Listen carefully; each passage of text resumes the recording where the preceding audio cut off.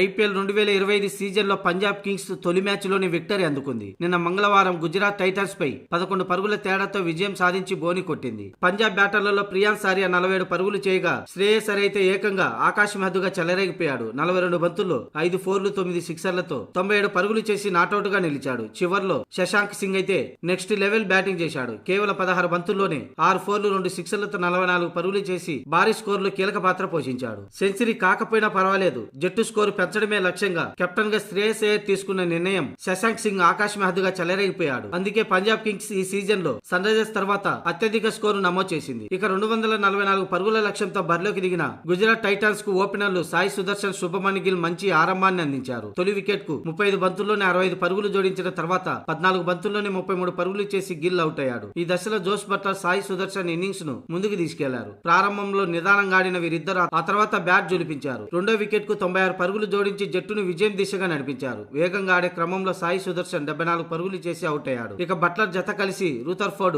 ఆరంభంలో బౌండరీలో హోరెత్తించాడు. గుజరాత్ విజయం ఖాయమనుకున్న దశలో పంజాబ్ బౌలర్లు పుంజుకున్నారు. వికెట్లు తీయలేకపోయినా కట్టుదిట్టంగా బౌలింగ్ వేశారు. ముఖ్యంగా ఇంపాక్ట్ ప్లేయర్ విజయ్ కుమార్ వైశాఖ్ తన స్పెల్ తో మ్యాచ్ స్వరూపానే మార్చేశాడు. అతను వేసిన తొలి 2 ఓవర్లలో కేవలం 10 పరుగులు మాత్రమే ఇవ్వడం విశేషం.